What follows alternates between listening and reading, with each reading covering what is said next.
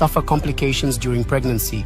Once again, Sarima became pregnant, and the pregnancy ran into 5 months.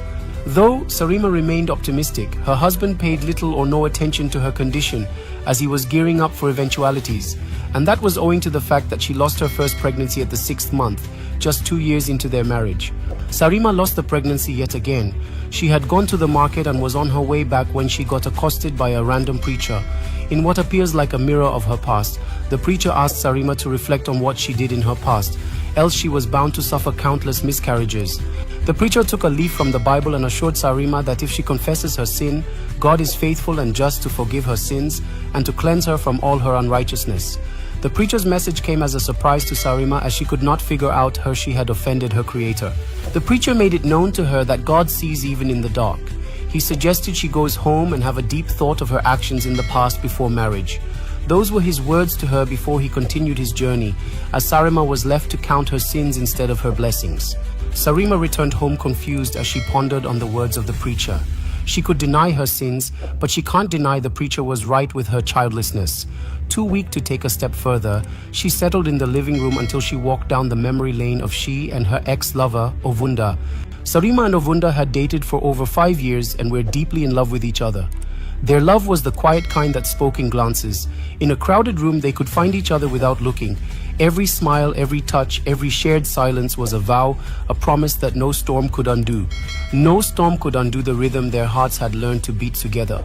The kind of love that makes the air between them almost glow. And though the world may never fully understand the depth of what they share, they know without a shadow of doubt they were going to make a perfect couple. Their relationship remained peaceful and admirable until Sarima met engineer Victor, who had just returned to his clan for Deti December. They met in a wrestling festival organized in Sarima's community, which was also part of Victor's clan.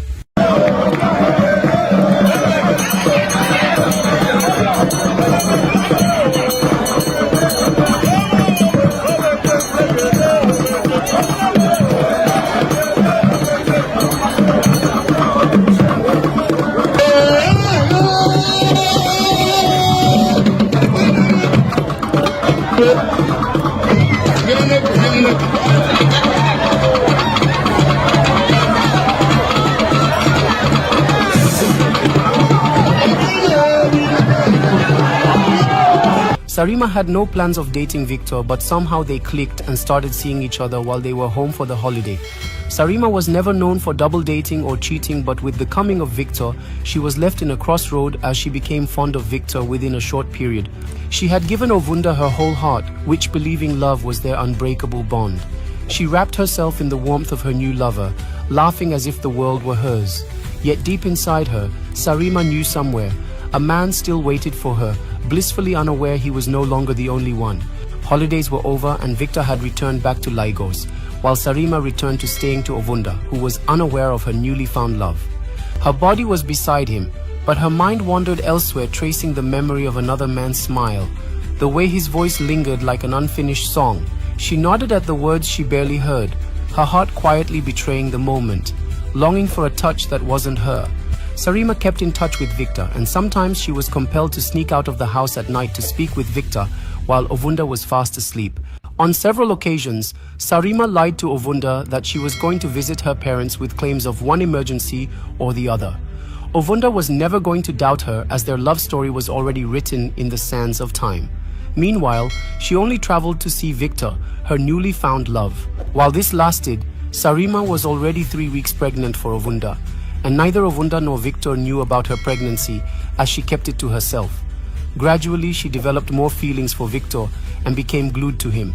Victor also felt the same and didn't hide it from her. Problems started when Victor took her by surprise and proposed to her in his house. She didn't expect it, but went ahead to accept Victor's proposal. Despite accepting Victor's proposal, she didn't know how she was going to leave Ovunda. They had both come a long way for Ovunda to leave without a fight. She returned to Ovunda's house. Same day she accepted Victor's proposal. She would have to figure out what to do and how to go about it. Nothing was going as planned until Ovunda fell sick. Sarima went to the pharmacy, got drugs that helped her to flush the embryo out without the knowledge of Ovunda.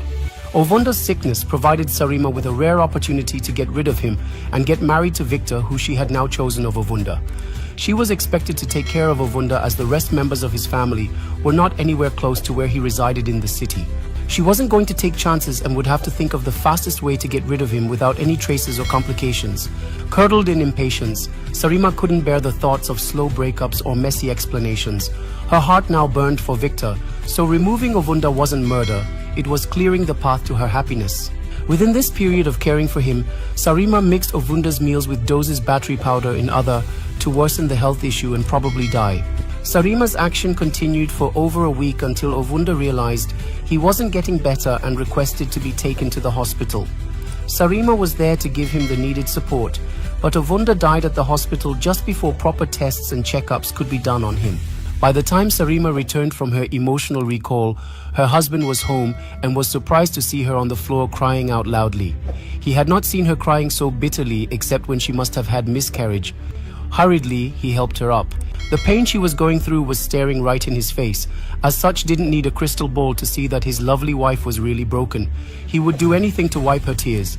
Victor inquired into what could have subjected her into such agony, bearing in mind that she wasn't with the child.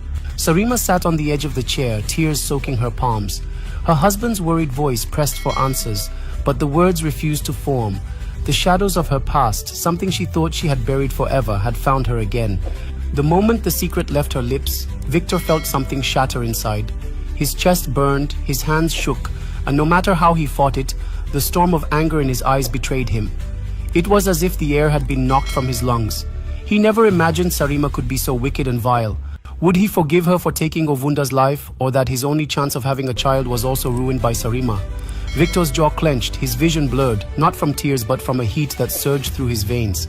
This cruel truth laid bare, crumbled the wall he had built around his rage. Victor was never going to forgive her.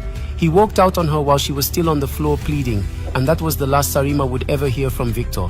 She would have to return to her village for traditional cleansing and subsequently face the law for the murder of Ovunda.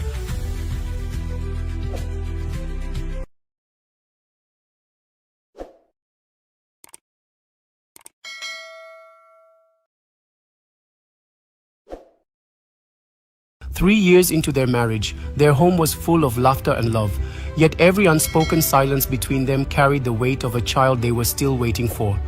It was difficult for Sarima to take in, but when she did, she suffered miscarriages at different stages of her pregnancy. All efforts to ascertain the real cause proved abortive, as there was no medical issue with her husband.